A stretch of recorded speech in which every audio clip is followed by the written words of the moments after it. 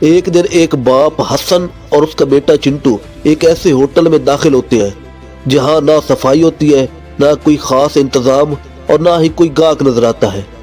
चिंटू ये सब देखकर हैरान हो जाता है और इस तरह से अपने बाप से पूछता है, पापा हम यहाँ क्यों आए हैं? यहाँ तो कुछ भी ठीक नहीं है, ना सफाई है, ना इंतजाम है और ना ही यहाँ का खाना अच्छा है। हसन बेटे की बात सुनता है मगर जवाब देने की बजाय खामोश रहता है। कुछ देर बाद जब वो खाना खत्म कर लेते हैं तो हसन सीधा होटल के मालिक के पास जाता है और निहायत सुकून से इससे पूछता है, सर आपने ये होटल तो बनाया हुआ है लेकिन आप इस पर तवज्जो क्यों नहीं देते? क्योंकि यहाँ ना तो सफाई है, ना कोई इंतजाम है और ना ही यहाँ के खाने अच्छे हैं। जिस पर होटल का मालिक कहता है, सर असल में होटल बनाना मेरा शौक था और मेरा गुजारा और रोजी रोटी का बंदोबस्त तो मेरे ट्रक की कमाई से हो जाता है, इसलिए मुझे इस होटल की ज्यादा फिक्र नहीं होती। ये सुनकर हसन सर हिलाता है जैसे वो कुछ समझ गया हो और फिर वो दोनों बाप बेटे वहां से चले जाते हैं। लेकिन उसी रात हसन अपने बेटे के साथ वापस आकर खामोशी से उस ट्रक के पास जाता है और उस ट्रक का इंजन इस तरह खराब करता है कि वो किसी से भी ठीक ना हो सके। चिंटू ये सब कुछ देख रहा होता है। इसके दिल में कई सवाल पैदा हो रहे होते हैं, जैसे कि मेरा बाप कितना जालिम है, इस बेचारे गरीब होटल वाले का ट्रक खराब कर रहा है जबकि उसके पास कमाई का जरिया बस यही ट्रक ही था, क्योंकि होटल से तो उसकी कमाई होती नहीं थी। अब चिंटू अपने बाप से ये सब कुछ कहना चाहता था कि आप ये गलत कर रहे हो, लेकिन इज्जत और एहतराम की वजह से कह नहीं पाया और इसके दिल में ये बात हमेशा खटकती रहती थी। वक्त गुजरता गया, साल बीत गए और एक दिन चिंटू का वालिद हसन इस दुनिया से चला गया। कुछ अरसे बाद वही बेटा जवान होकर दोबारा उसी जगह आता है जहां वो होटल था, लेकिन इस बार मंजर मुकम्मल तौर पर बदल चुका था।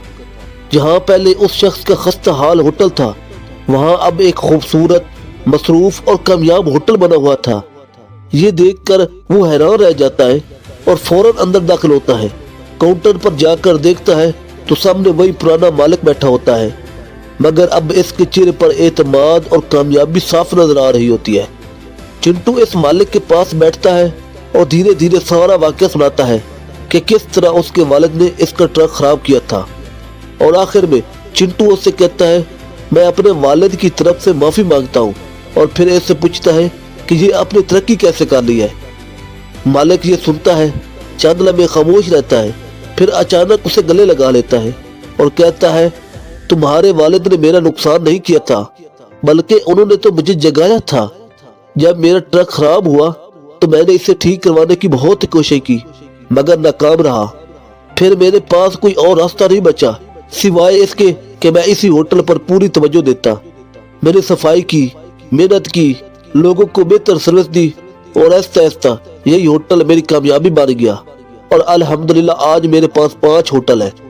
दोस्तों, इस कहानी का असल मतलब बहुत वाज़ेह है, मगर हम अक्सर इसे नजरअंदाज कर देते हैं।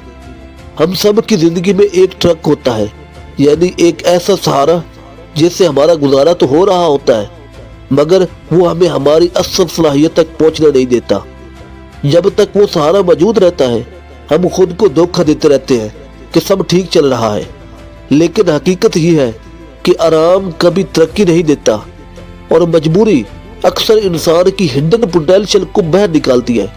जब आपके पास कोई दूसरा ऑप्शन नहीं बचता तब आप अपनी पूरी ताकत लगा देते हैं और वही लम्हा आपकी जिंदगी बदल देता है। इसलिए अगर आप वाकई आगे बढ़ना चाहते हैं तो अपने ट्रक को पहचाने।